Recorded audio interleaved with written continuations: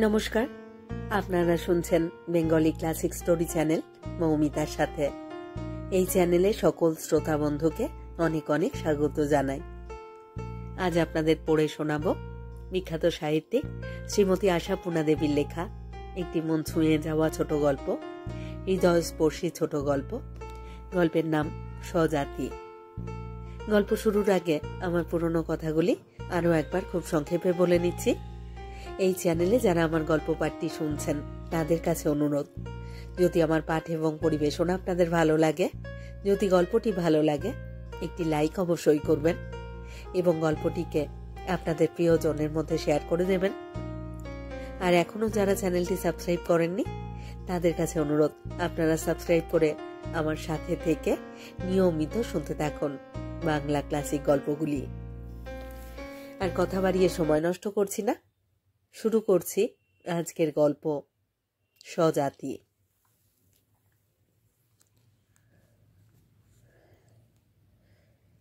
এদিক ওদিক তাকিয়ে চট করে ছোট বউয়ের স্নোর শিশিটা ফুলে নিয়ে এক খাবলা তুলে নিল মেজ বউ শিবানী।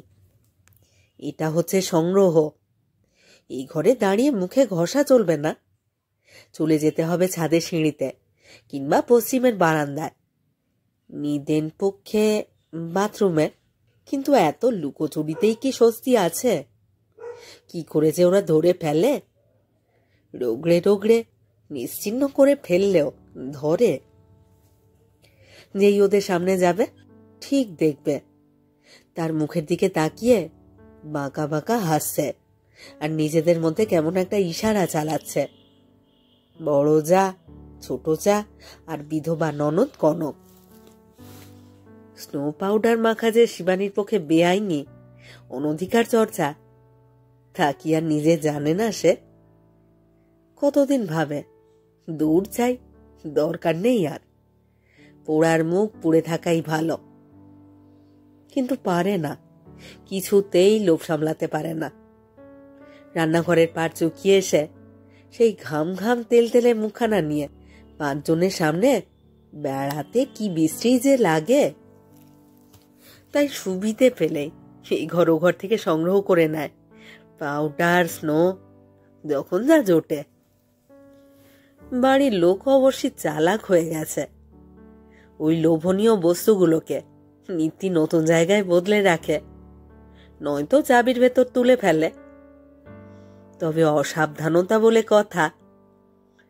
আজকাল ছোট বউয়ের বছরাষ্টেকের মেয়েটা শিখেছে মুখে শ্রীবৃদ্ধি সাধন করতে। অসাবধানতাটা তারই বেশি।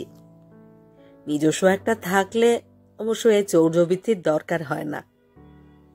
তুচ্ছ বস্তু, অথচ এই তুচ্ছ বস্তুটাই শিবানীর কাছে কি দুর্লভ।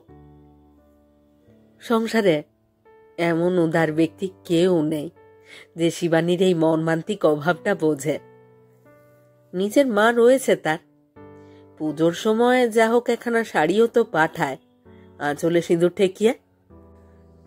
তুই একটা প্রসাধন সামগ্রী পাঠালেই কি এমন মহাভারত অশুদ্ধ হয়ে যায়?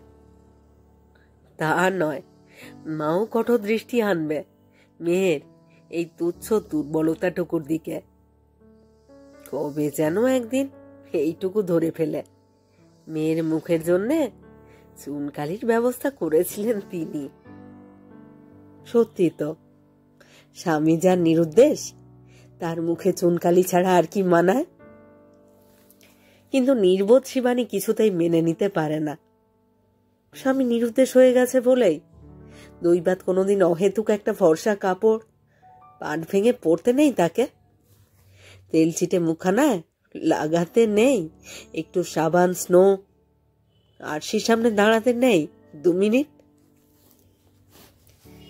অন্ধকারে ছাতে আন্দাজে আন্দাজে মুখটা মেজে ঘষে চুলে একটু হাত বুলিয়ে অনেকক্ষণ আলসে ধরে দাঁড়িয়ে থাকে শিবানী। ধরো এমন যদি হয়, হঠাৎ একজন রাস্তা দিয়ে আস্তে আস্তে ঠিক এই বাড়ির দরজায় এসেই উপর দিকে মুখ তুলে চায়, আর সঙ্গে সঙ্গে শিবানী ছাদ থেকে ঝাঁপিয়ে পড়ে রাস্তায়। লোকটা পাগলের মতো চিৎকার করে ওঠে, ছেলে মানুষের মতো আছড়া আছড়ি করে। শিবানীকে পথ থেকে কুড়িয়ে বুকে জড়িয়ে ধরে। কিন্তু কোথায় শিবানী? শিবানীর নিথর দেহটাকেই শুধু পায় সে। সেই হতভাগ্য লোকটা অবশ্য শিবানীর নিরুদ্দিষ্ট স্বামী। হাড়ে হাড়ে বুঝবে সে, শিবানী এমন সস্তা বস্তু নয় যে অবহেলায় ফেলে চলে গিয়ে 12 বছর পরে এসেও আবার তাকে ঠিকমতো পাওয়া যাবে।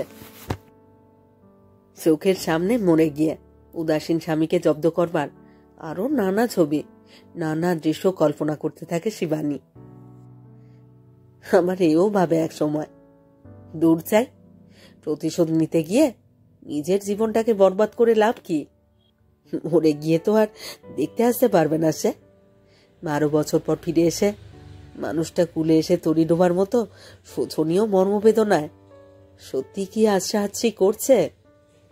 তার চাইতে যদি ছাদ থেকে নিচে নেমে হঠাৎ দেখে শোরগোল পড়ে গেছে বাড়িতে, দীর্ঘকালের হারানো মানিকটিকে ঘিরে আনন্দোচ্ছ্বাসের বান ডেকেছে, লেগেছে প্রশ্নের ঢেউ। মৃদু মৃদু হেসে নবাগত ব্যক্তি সকলে সব কথার উত্তর দেবার চেষ্টা করছে, কিন্তু অন্য মনস্কের ভানে এদিক ওদিক তাকাচ্ছে। বোকার মতো তো আর বলতে পারে না, সবাইকে দেখছি কিন্তু কাউকেই দেখতে পাচ্ছি না কেন। তাকাচ্ছে আর ভাবছে, তাই তো, সেই মানুষটা গেল কোথায়? তাকে কেন দেখছি না এই আনন্দের হাটে? শিবানী নামতে নামতে থমকে দাঁড়াবে, চোখাচোখি হয়ে যাবে দুজনের। নতুন করে হবে শুভ দৃষ্টি। শিবানী ভুলে যাবে ঘুমটা টেনে দিতে, আর ভূপতি ভুলে যাবে অন্যের কথার উত্তর দিতে। তারপর আকস্মিক আনন্দের ধাক্কায় চৈতন্য হারিয়ে লুটিয়ে পড়বে শিবানী। অবশ্য সে চৈতন্য ফিরে পেতে দেরি হবে না। স্বামীর স্নেহ সিগ্ধ স্পর্শ পেয়ে ধীরে ধীরে, ইত্যাদি ইত্যাদি। কি যেন একখানা বইতে ঠিক এই রকমটি পড়েছিল শিবানী। বইতে যা অনায়াসে ঘটে যায়, জীবনে তা মাথা খুঁড়ে ফেললেও করতে পারে না কেন? কিন্তু একেবারেই যে ঘটে না তাই বা বলা যায় কি করে? ভূপতির গৃহত্যাগটাই তো তাই। বেকার যুবক রোজগারি দাদার কাছে ভাতের খোঁটা খেয়ে যদি কখনো মানুষ হইতো গৃহে ফিরব, লিখে রেখে বাড়ি ছাড়ল। এই ঘটনা তো একাধিকবার পড়েছে শিবানী গল্প উপন্যাসে। সেই গল্পের পরবর্তী কাহিনী অবশ্য শুধু মানুষ নয়, অতি মানুষ হয়ে উঠবার চমকপ্রদ কাহিনী। কিন্তু সেটুকু আর মিলল কই? অমানুষ ভূপতি কোনো দিন আর ফিরল না, নিজস্ব বেকার মূর্তি নিয়েও না। প্রথমে কিছুদিন সবাই বলেছিল, রাগ দেখিয়ে বাড়ি ছাড়লেন বাবু। আচ্ছা, জগৎটা দুদিন ঘুরে আসুন, বুঝুন কত ধানে কত চাল। মারা ভাত নিয়ে কে বসে আছে রাস্তায়? ফিরে আসতে পথ পাবে না বাছাধন। সে ভবিষ্যৎবাণী যখন বিফল হলো, দুদিনটা অনেক দিনে গিয়ে ঠেকল। তখন কিছুদিন ধরে চলতে লাগলো খবরের কাগজের মাধ্যমে আবেদন নিবেদন। কেটে কুচি কুচি করলে রাগ যায় না, এই মনোভাব নিয়েও ভূপতির দাদা বাংলা ইংরেজি দুটো ভাষার মারফত নানা কাগজে অনুবেদনা জানাতে লাগলেন।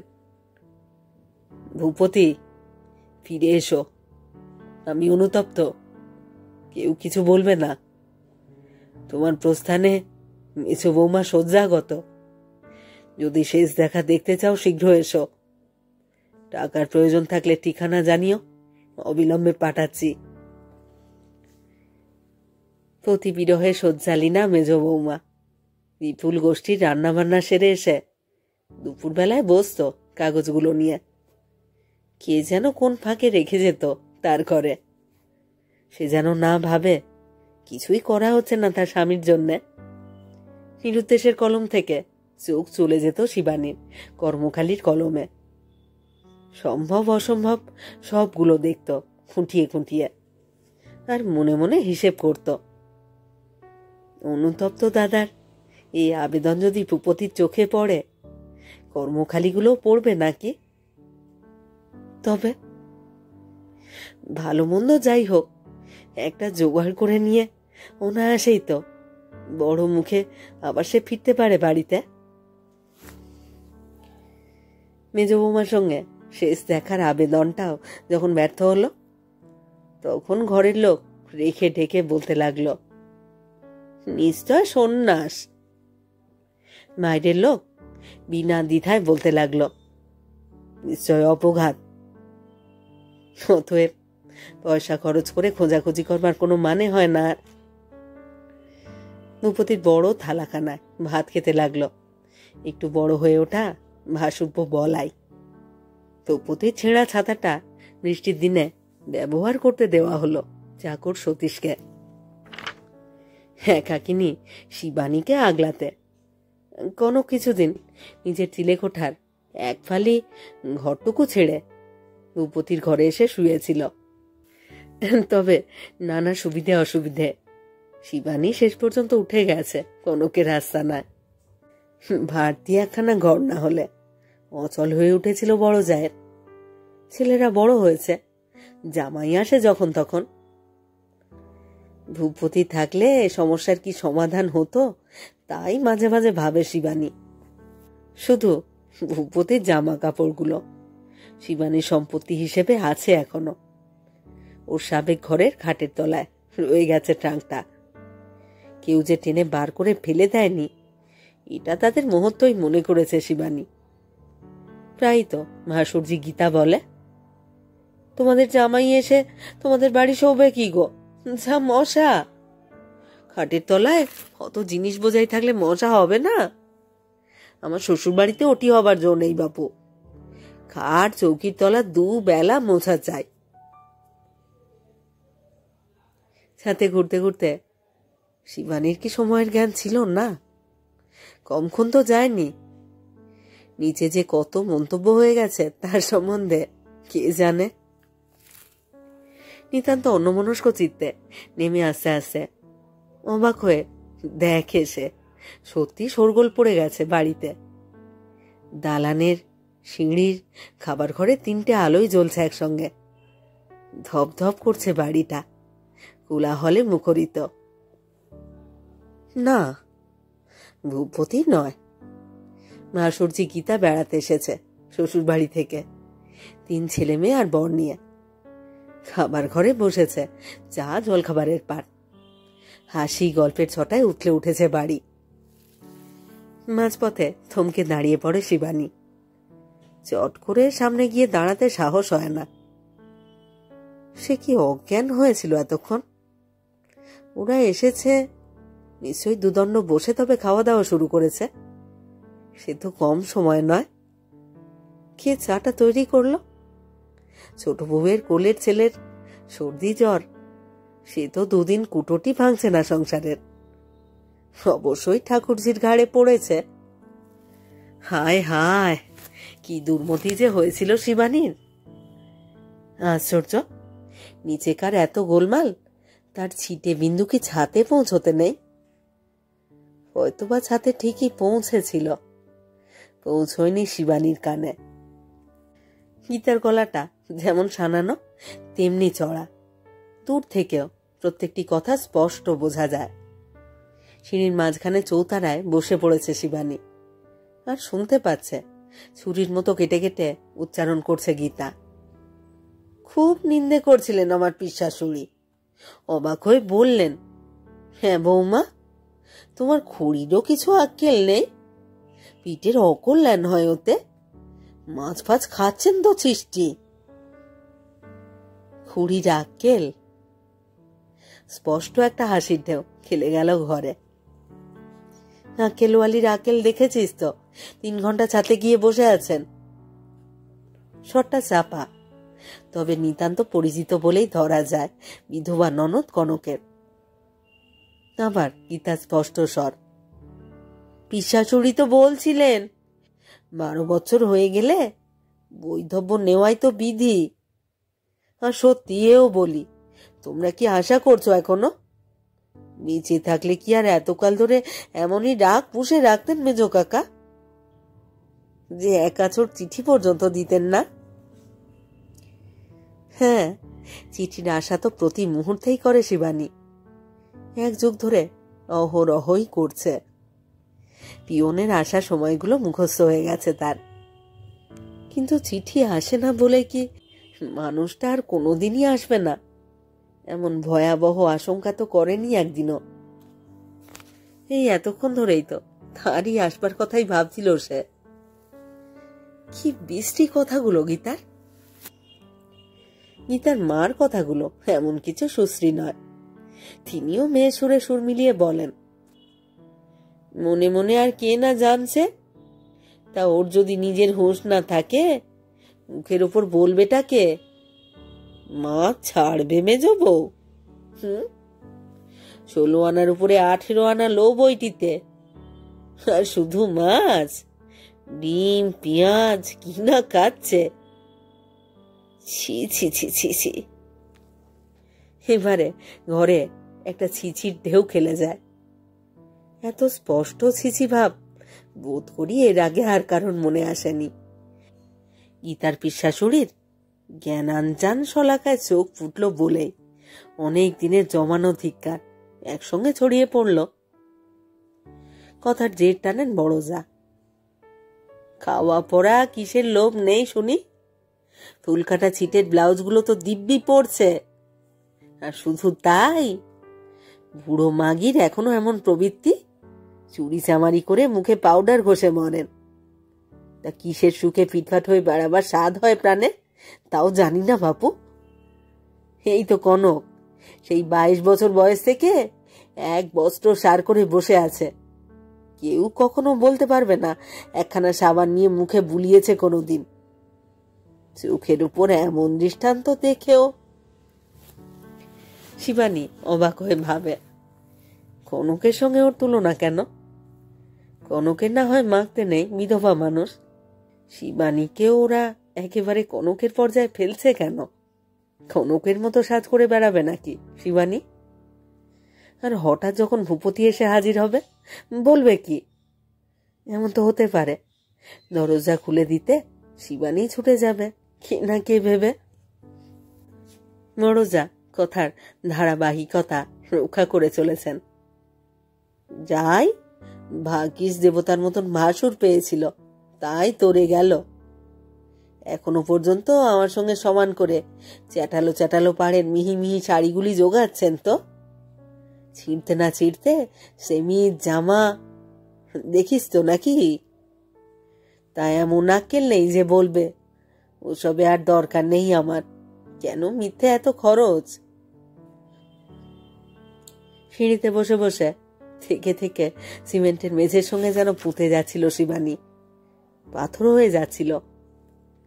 তবু শেষের কথাটায় চমকে ওঠে। দরকার নেই? সেমিজ ব্লাউজেরও আর দরকার নেই তার? এমনিতেই তো 10 হাত শাড়ির আঁচলের খাটোতে খাটো হয়ে থাকে মনটা। রোগা পাতলা ছোট বউয়ের 48 ইঞ্চি বহরের 11 হাত শাড়ির আঁচলটা নিয়ে হিমশিম খাওয়া দেখে হিংসে গা জ্বলে যায়। এরপরে আবার আড়ে দীর্ঘে এতখানি দেহটা নিয়ে হাড় গিলে কনকের মতো খালি গায়ে আঁচল জড়িয়ে বেড়াতে হবে ভাসুর, দেওর, চাকর বাকর সকলের সামনে। ভাসুরের দেবত্বের সুযোগ নিয়ে তাহলে এতদিন অনেক কিছু বাড়তি প্রাপ্য আদায় করেছে শিবানী। শুধু সাবান স্টোর নয়, সেমিজ ব্লাউজও তার অনধিকার চর্চা। স্পষ্ট এত কথা ভাবতে পারে না বোকা শিবানী। নিরুপায় একটা আক্রোশে চোখে জল এসে যায় হঠাৎ। বোকা বলেই জানে না ন্যায্য মতো দেবার লোক না থাকলে খাওয়াটাই অনধিকার চর্চা, খাবার পড়া সেটা তো দ্বিতীয় প্রয়োজন। ভাসুর দেবতা বইকে কে করে এত? কি সব অদ্ভুত অদ্ভুত কথা বলা বলি করছে ওরা। কার কথা বলছে? এই আলোচনায় শিবানীর কোনো যোগ আছে? মেজ কাকা গেছেন 12 বছরের বেশি হয়ে গেছে, তাই না মা? আমি তো তখন সবে ক্লাস 8 না 9 পড়ি। না না, 12 বছর হয়ে যায়নি এখনো, এই সামনের পুজো গেলে পূর্বে। মনে মনে বোধহয় কি একটা মেয়েলি হিসেব করে নিয়ে কনক বলে, হ্যাঁ বেশ মনে আছে, কার্তিকের প্রথম দিকে, চৈত, পৌষ, ভাদ্র। হ্যাঁ হ্যাঁ, কার্তিককে যে অগস্ত মাস বলে তার মিথ্যে নয়। অগস্ত যাত্রাই তো হলো। তুমি তখন সবে আঁতুর থেকে উঠেছ না গো বড় বউ? কানাই হলো তো সেবার। এই ভালো চাকরিটা হলো ছোটদার। কানাইয়ের জন্ম তারিখ, ছোট কর্তা বিভূতির নতুন চাকরি, কনকের জ্যাঠ শ্বশুর মরবার অসহজ, ইত্যাদি অনেকগুলো খুচরো সংখ্যা নিয়ে অঙ্ক কষে ভূপতির গৃহত্যাগের নিট তারিখটা আবিষ্কার করতে বসে ওরা। কিছুক্ষণ ধরে চালায় অঙ্কটা। হতবুদ্ধি শিবানী আড়ালে বসে অসহিষ্ণু হয়ে ওঠে। 2 আর 2 4 না করে 1.5 আর 2.5 যোগ ফলে 4কে দাঁড় করাবার মানেটা কি? ওরা কি পাগল? বাংলা 47 সালের 3রা কার্তিক, শুক্রবার, কোজাগরির আগের দিন। এই তো এমন পরিষ্কার মার্কা মারা দিনটাকে ঠিক করতে সবাই মিলে গলদঘর্ম হচ্ছে। শিবানী ওখানে থাকলে কথা পড়তেই যে বলে দিত, কিন্তু শিবানীর পা দুটোকে কে যেন বেঁধে রেখেছে, কিছুতেই যেন উঠে যেতে পারছে না। গীতা চড়া গলাও একটু খাটো হয়ে যায় এবার।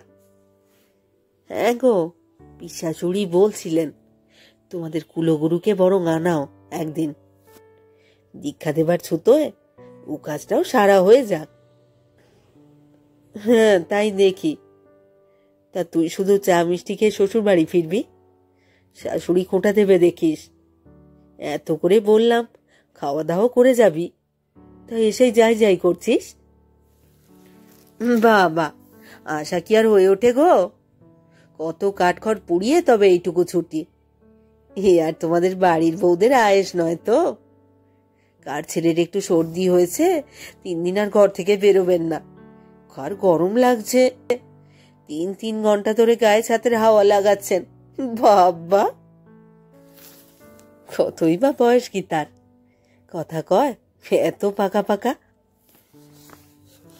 অতঃপর গীতার ছেলেদের হইচই ওঠে। সেই ফাঁকে নেমে আসে শিবানী। গীতা আধা আধি নিচু হয়ে একটা নমস্কারের মতো করে বলে, কি গো মেজ করি, দর্শন মিলল তাহলে? আমি তো ভাবছিলাম আজ আর সে সৌভাগ্য হলো না, চলেই যাচ্ছিলাম। তা ঘুম দিচ্ছিলে নাকি ছাতের হাওয়ায়? শিবানী অস্ফুটে একটু যা বলে সেটা ঘুমের সপক্ষে কি বিপক্ষে ঠিক বোঝা যায় না। কিন্তু সঙ্গে সঙ্গে গীতা আর একটা অদ্ভুত কথা বলে বসে। তুমি মেজ কুড়ি, মনে করো না কিছু, খুব সেরেছ আজকাল। এই তো মাস 2 আগেও এসেছিলাম, আজ তার থেকে ঢের দেখছি আর কি। মুখের রংটা পর্যন্ত ধবধবে ফর্সা হয়ে গেছে। কে জানে এটা গীতার একটা চাল কিনা, স্নো পাউডারের ইতিহাস শোনবার অভিব্যক্তি। অবশ্যই বলতে বাধাই বাকি। বিহারি শিবানীকে মোটা হয়েছে বলে খুঁড়লে কিছু আর পাপে ডুববে না গীতা, নজর লেগে শিবানীও কয়ে যাবে না। শিবানীর উত্তর শোনবার জন্য অপেক্ষা করে না গীতা। বলা নিয়ে কথা, কাউকে কিছু বলবার সুযোগ পেলে কখনো সে সুযোগ নষ্ট করে না সে। বলে নিয়ে এগিয়ে যায় পিসির দিকে, পায়ের ধুলো নিয়ে নিচু গলায় বলে, চললাম বাপু, আমার পিসাশুড়ির কথাটা কিন্তু মনে রেখো। অবশ্যই তোমাদের প্রাণে তো লাগবে, নতুন করে শোক জেগে উঠবে, কিন্তু বাবা ছোট কাকার কল্যাণটাও তো দেখা উচিত। 12 বছর পার হয়ে গেলে আর কিছুতেই সংসারে এইসব অনাচার করতে দেওয়া ঠিক নয়। মিতা চলে গেলে ছোট বউ, বড় বউ আর কনকের মধ্যে চলে ইশারা আর ফিসফিস। ঠিক নয় তা কি আর আমরা জানি না? কিন্তু কথাটা তোলে কে? ছোট বউ একটু উঁচু স্টাইলের হাসি এসে বলে, গীতা ঘরের মেয়ে, সাহস করে বলল তাই। শুধু ওর পিস শাশুড়ি কেন, এই কথা তো কচি ছেলেটাও জানে। আমার সেজো মাসিও তো অবাক হয়ে বলেছিলেন সেই দিন। হ্যাঁ রে, তোর সেই যা এখনো তোদের হেসেলে খাওয়া মাখা করে। নিয়মিত দুবেলা টকটকে করে সিঁদুর পর্যন্ত পড়া চাই শুনে তো হেসেই খুন। বড় বউয়ের বাপের বাড়ির দিকে কাদের যেন কে স্বামী বিবাগী হয়ে যাওয়ার ছুতোয় জন্মও থেকে গেছিল। সেই হাস্যকর কাহিনীর ইতিবৃত্তটাও আলোচিত হয়। হেসে খুন হবার সুযোগ এরাও পায় একবার। অবশেষে কুলগুরু ডেকে এনে বর্তমান সমস্যার সমাধানটাই সাব্যস্ত হয়। যেন অনেক দিন ধরে সবাইকে বোকা পেয়ে ঠকিয়ে এসেছে শিবানী। আর নয়, আর বোকা থাকতে রাজি নয় কেউ। শুধু এখনো সাব্যস্ত হয় না ঠিক কবে, কোন তারিখে বাড়ি ছেড়েছে ভূপতি। তিথি নক্ষত্র ধরে শ্রাদ্ধপিণ্ড দিতে হবে তো তার, সেটাই শাস্ত্রবিধি। বৈধব্য ব্রতেরও অনুষ্ঠান আছে বই কি। ফস করে শিবানীকে একদিন জিজ্ঞেস করে বসলো কনক, গলাটা ভার ভার আর চোখটা ছলছল করে, মেজদা কতদিন হলো গেছে মেজো বউ? সাল তারিখ তিথি সবই তো শিবানীর চোখের উপরে জল জল করছে। তবু অমন বিমূঢ় ভাবে বলল কেন? কি জানি ঠাকুরজি, ঠিক মনে করতে পারছি না তো। কে জানে কি ভেবে বলল, হয়তো কিছু ভেবেই বলেনি। অকস্মাৎ উদ্যত আক্রমণের সামনে আত্মরক্ষা সহজাত বুদ্ধিতে বলে ফেলেছে মাত্র। ও উঠে যেতে অনুপ্রায় সশব্দ মন্তব্য করে, তা মনে থাকবে কেন? নিজোজগেরে লোকটা গেছে না বালাই গেছে?